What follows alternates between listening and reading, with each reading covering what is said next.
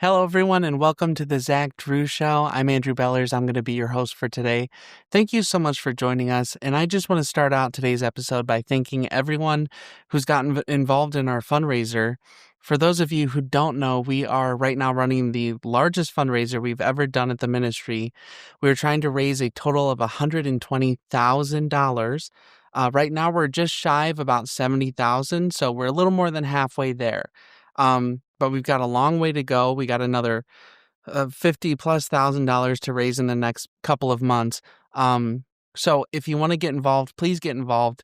The reason why we're raising this money, first of all, is to bring me on full-time staff. Right now, we do one 30-minute show every week. It's just not a lot of content, and we really want to start doing more. So with this money, we can bring me on full-time. We'll start posting content every day of the week as opposed to just the one 30-minute program one day a week. We're also going to start doing more shows. So we'll still do the Zach Drew Show every week. We'll post it every Friday. But we also want to start doing a show it's more of a podcast, more laid back feel, and it's going to be more geared towards the younger generation, so millennials and Gen Z in particular.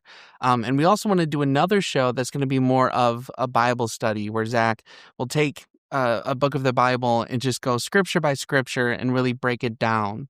And we also want to start doing more partner engagement and outreach. So if you want to get involved, you can give online. You can go to thezachdrewshow.com, click that bright orange donate button, and there you can either give a one-time gift or you can give recurring gifts through either PayPal or a Christian payment service called Tithely. Or you can give the old-fashioned way. Just send a check in the mail and you'll address it to the Zach Drew Show. And that's P.O. Box 797, Decatur, Illinois, 62525. And for any donation that you give towards the fundraiser, please just let us know that's what it's going towards, so we can keep a record of what's going to the fundraiser versus what are, just normal donations. So thank you so much for everyone who's gotten involved. We cannot do this without you. And I just encourage anyone who hasn't gotten involved, please consider standing with us in this fundraiser. We'll be right back after this.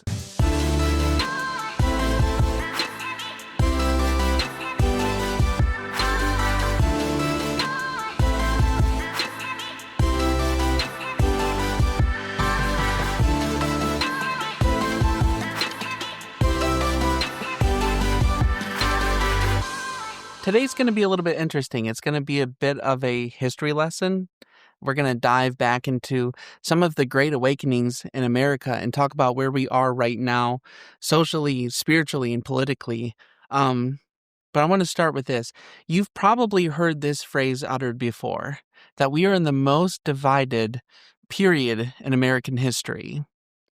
I've heard this saying my whole life from teachers, from family, from politicians, political pundits, presidents, so on. We did have a civil war there where, quite a few people died, but let's just forget that.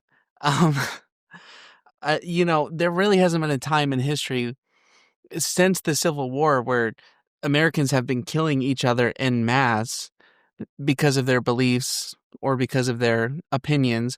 So we're maybe not quite at the most divided point in history.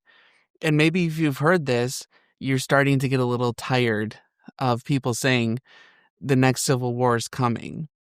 So, I mean, are we really at this point where we're about to start killing each other for our political views? I don't know.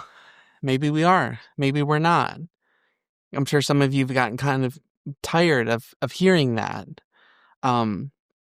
But that being said, the truth is history does seem to have a way of repeating itself.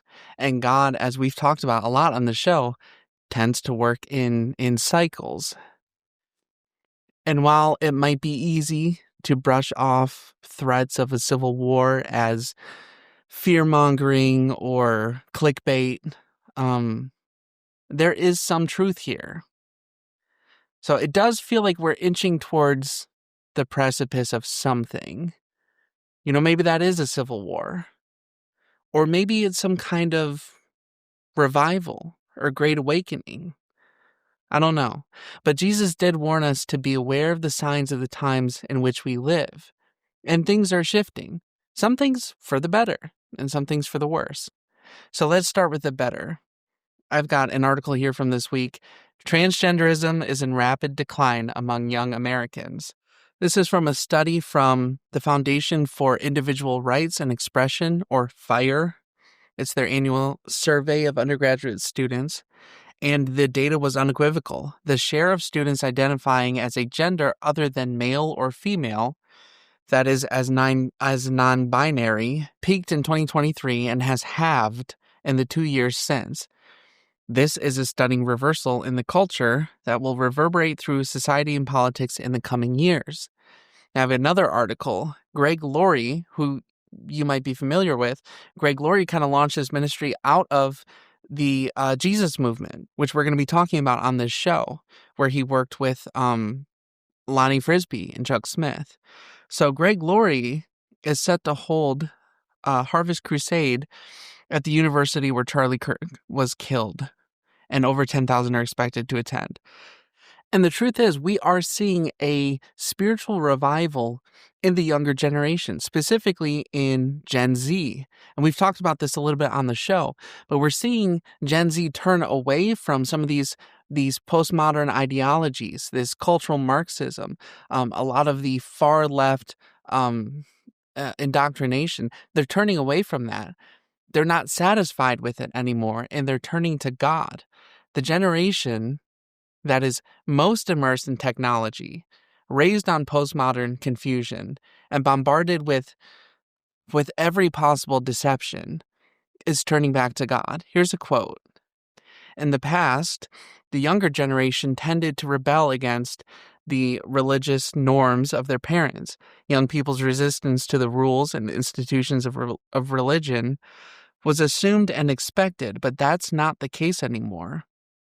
According to a recent article from Axios, members of Gen Z, which includes young people born between 1997 and 2012, are actually more likely to go to weekly religious services than millennials and young Gen Xers. According to some reports, church attendance has quadrupled amongst Gen Zers in recent years. So let that sink in. The generation most addicted to TikTok and other social media, most indoctrinated by the public school and leftist wokeism, most experimented on by cultural Marxism, they are walking back into the church. But here's the question. Why? Why are we seeing this?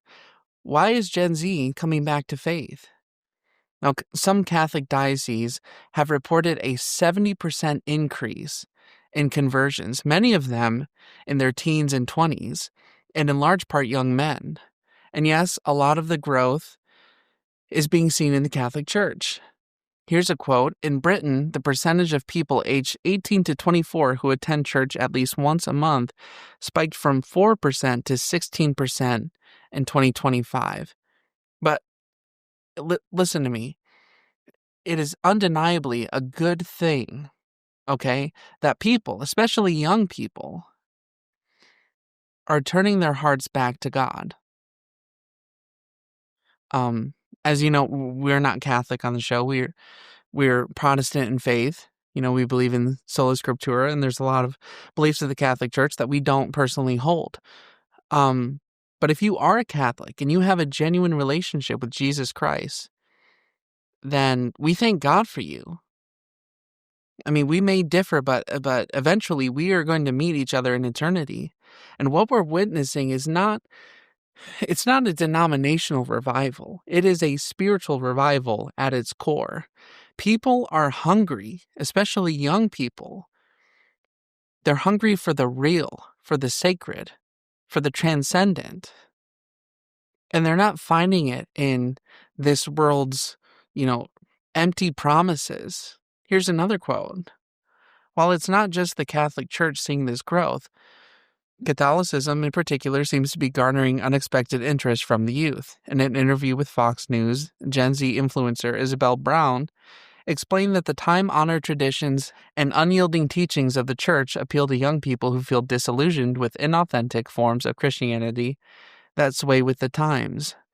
So the evidence is clear. A religious revival is emerging. The question is why? To Brown, it's a natural reaction against what she sees as the evils of the age. Quote, "You watch the degradation of marriage, the normalization of transitioning children, abortion by the millions for the most vulnerable in our society over the past several decades, and in the midst of this darkness, we're watching young people run back towards God." Now, it's maybe too early to say, but we might be seeing the beginnings of what future history might call the Fifth Great Awakening. So in America, there have been 4 Great Awakenings, 2 that are widely agreed on. But the 4 Great Awakenings in America are periods of intense religious revival, with each wave defined by its own distinct characteristics, influential figures, and societal impact. The First Great Awakening, between the 1730s and 1740s, it preceded the Revolutionary War, was marked by figures like Jonathan Edwards, George Whitefield, while the Second Great Awakening, 1790s to 1840s, that one preceded the Civil War. That one featured leaders like Charles Finney and was characterized by camp meetings. The Third Great Awakenings, 1880s to the early 1900s, during that time, we also saw the Azusa Street Revival that was emphasized by social reform. And the Fourth Great Awakening, that's from the 1960s to the 1970s. We're going to be talking a lot about that one on today's show. Is associated with the rise of the Jesus movement, like I mentioned, and figures like Billy Graham.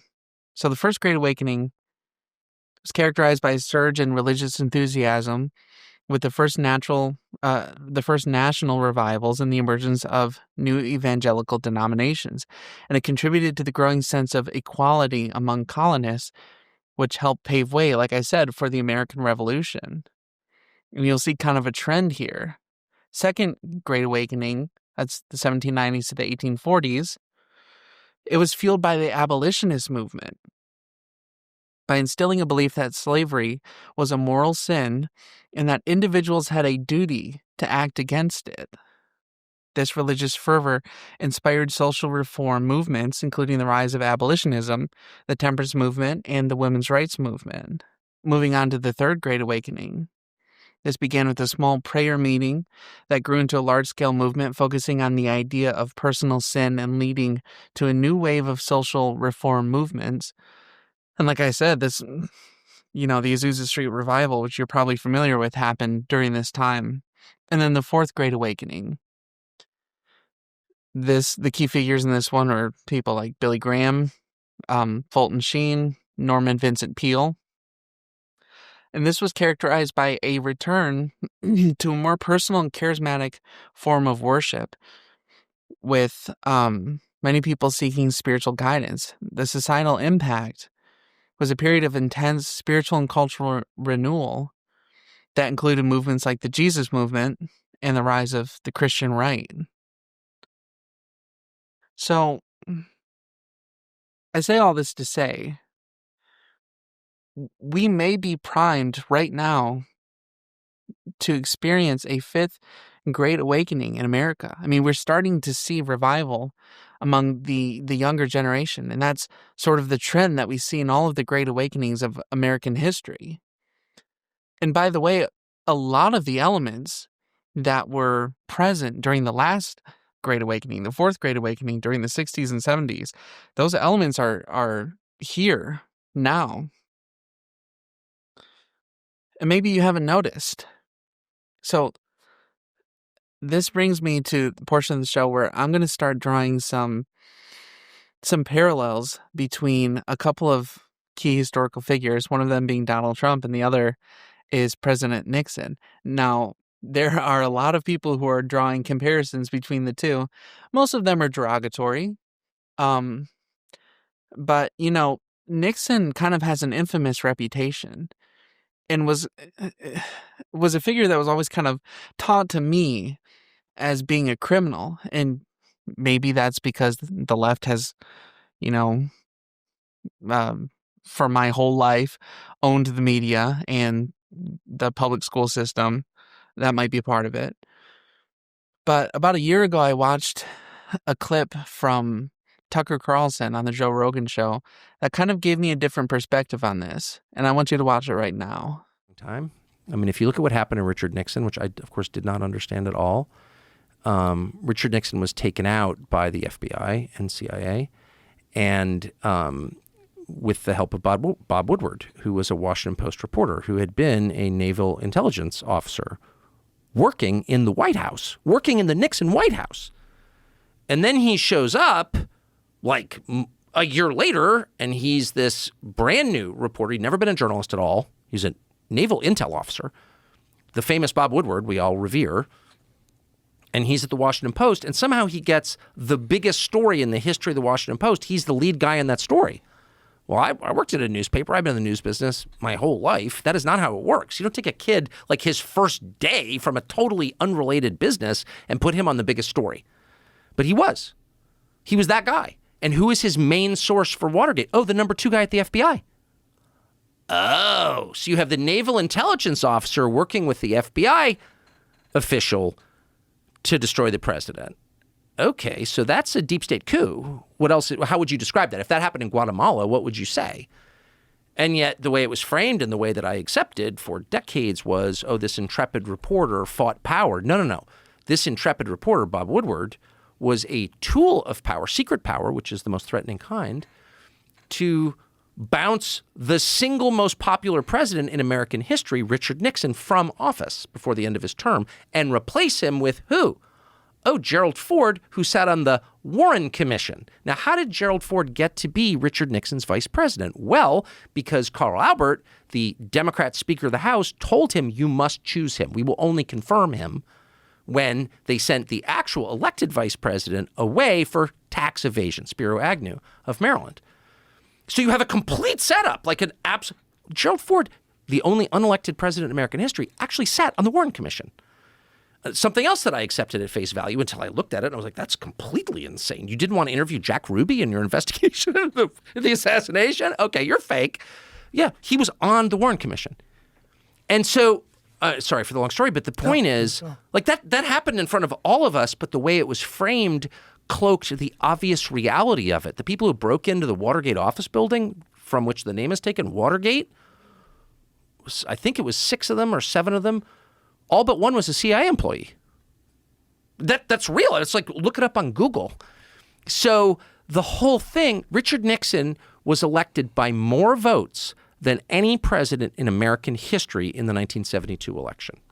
He was the most popular by votes, which is the only way we can really measure popularity, the most popular president in his reelection campaign. And 2 years later, he's gone. Undone by a naval intel officer, the number 2 guy at the FBI, and a bunch of CIA employees. You tell me what that is.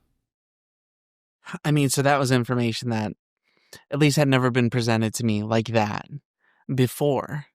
And I'm going to give a lot of credit to my wife here because a couple of years ago, we were watching that bombshell debate between Trump and Biden. And I remember, it felt like nothing out of the ordinary. Anyone who has sort of been watching Biden up until that point knew how bad his cognitive decline was. But a really strange thing happened. After that, you started seeing a lot of people on the left come out and say, what is happening with Biden? I mean, he's just like, mentally, he's not there. And I just thought that was so surprising and interesting that the left was waking up to that. But I remember after watching the debate, my wife at the time, she was majoring in history, and she was taking a class where she was doing a lot of research into the 60s and 70s and the political and social climate of that time. And she said, there's a lot of similarities between Donald Trump and President Nixon. And at the time I was like, what? But it's true. I mean, here's just a couple of similarities. I mean, both of them referred to their voting base as the silent majority, which is kind of true. Both were very critical of the media, going so far as to calling the media the enemy of the people. Both were investigated on trumped up obstruction of justice charges, pun intended. Nixon for Watergate, which caused him ultimately to resign his presidency, and Trump for the Russian collusion, which led to his first impeachment. But both of those investigations, and I didn't know at the time, but both of them were attempted coups from intelligence agencies. For Trump, it was the FBI, and for Nixon, it was the CIA. And both of these men ran very conservative campaigns in the midst of great social and political unrest. In the late 60s and 70s, early 70s, people were really growing tired of all of the riots, of the free love movement, which kind of just said, live however you want. It was sort of, you think peace and love and you think of hippies, and there was a lot of crime that was rising. And, there were a lot of people who wanted to see a return to law and order. And this, combined with the religious revival of the Jesus movement, it led to a rise of political and social conservatism. So it makes you wonder, are we headed towards, another a great revival, a great awakening in our country? Maybe. I mean, there's a lot of truth to when people say that we're in the most divided time in America. There is some truth to that. And so are we headed towards this great awakening, or are we headed towards a civil war like a lot of people are saying?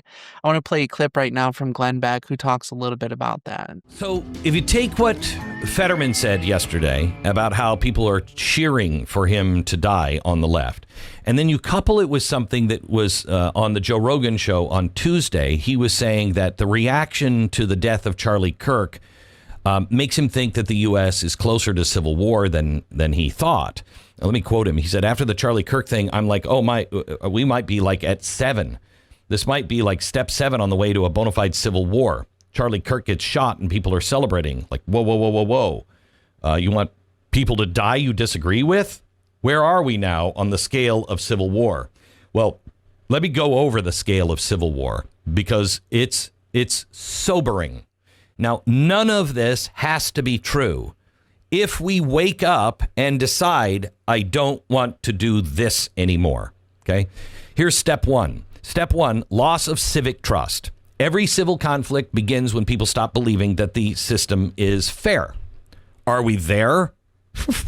We're so far past the doorway. We are comfortably asleep on the couch on this one. Gallup and Pew both show trust in Congress, media, courts, the FBI, and government are now at record lows. The Edelman Trust Barometer classifies the U.S. now as severely polarized. Majority of Republicans distrust federal elections. Majority of Democrats don't trust the Supreme Court. Americans are really united on one thing, and that is the other side is corrupt. When faith in the rules collapses, the republic begins to wobble. But that's step 1. Step 2, polarization hardens into identity. Political disagreement is normal. Identity conflict is fatal. But that's what Marxists push, identity politics. This is when politics stop being about policy and start being about who you are as a person. Have we crossed this one into step 2? I mean, we're neck deep in this. A study on this from PRRI, it's a survey, found 23% of Americans believe political violence may be necessary to save the nation. I think that's an old study. Americans now sort themselves by zip code into ideological enclaves. The big sort. Universities, activists, corporations, everybody is promoting oppressor versus oppressed. And that does what? It puts us into incompatible tribes. Opponents aren't wrong anymore. The opponent is dangerous. If you go back and you look at civil wars, Lebanon before 1975, Yugoslavia before 1991, we're doing that. Okay. Step 3, breakdown of the gatekeepers. The gatekeepers are kind of like the referees of society. It's the media, political parties, churches, civic leaders. When they fail, extremism fills the vacuum. Okay, so where are we on this one? Have our gatekeepers failed us? Yeah, I think both parties, especially the left, everything I predicted that the left was going to be eaten by the extreme left, and then the communists and the socialists is now happening. They've lost control of the fringe of each party. Media transformed, from referees into team coaches. Tech platforms, it's outrage for profit. Universities are not there to cool things down. They heat them up. Churches are useless. When the referees leave the field, the game devolves into a brawl, and the refs are gone off the field. So there are only 9 steps. We're at step 4. Here's step 4. You ready for this one? Parallel information realities. Civil wars don't require different opinions. They require different realities. I remember reading about Germany at the beginning of, the Nazi era, how the 2 newspapers, one was propaganda for the government, and the other one, it was the last one that was kind of a holdout. And they said you could read them, and they would cover the same thing, but they had almost no information was the same, except that happened yesterday. Here's what they said. And then everything else was different. That's exactly. Step 4 is complete. We can't agree on facts, right? Crime rates, border numbers, inflation, election security. 2 Americans can watch the same video and see opposite truths. Social media algorithms are creating customized political universes, digital echo chambers. Deep fakes, we're just at the beginning of that. And both sides accuse the other of running disinformation machines. Why? Because we don't have a shared reality. So if you don't have a shared reality, how do you settle any dispute? On the 9 steps, we're up to number 5. Coming in at number 5, loss of neutral rule of law. This, out of the 9 steps, 5 is the pivot point. It's not corruption. It's the belief that the law no longer is neutral. Are we there yet? Let me tell you the CBS YouGov poll. 67% say the justice system is used for political purposes. I think that's low. January 6 defendants given years in prison. 2020 rioters were released. High-profile political figures prosecuted or shielded based on party. FBI whistleblowers alleging pressure to inflate domestic extremism numbers. States like Texas directly defying federal directives on border enforcement, and now leading the way with the federal government. History is really cold and unforgiving on this point. Once the people believe justice is political, remember, this is the turning point. The republic stands on borrowed time. Once you no longer believe that justice is achievable. Step 6, are we there? I think we are. Step 6, normalization of political violence. This is where violence stops shocking the system. Are we there? Remember, where violence stops shocking the system. Look at the evidence just from Virginia, what they just voted for. He was calling for the death of a political opposition, calling for his children to be killed, was called on it, never apologized, never said anything other than, yeah, I know, he dug it deeper. Was anyone shocked by it? Apparently not. They elected him. So I give this to you not to be fearful of, but to know where you are as a map. Know where you are. And hopefully it might wake some people up. If you chart America on the 9-step model of civil war, steps 1 through 4 completed. Step 5 happening. Step 6 happening. Step 7 beginning. Step 8, just waiting for it. And step 9, avoidable only if step 8 never happens. So who knows?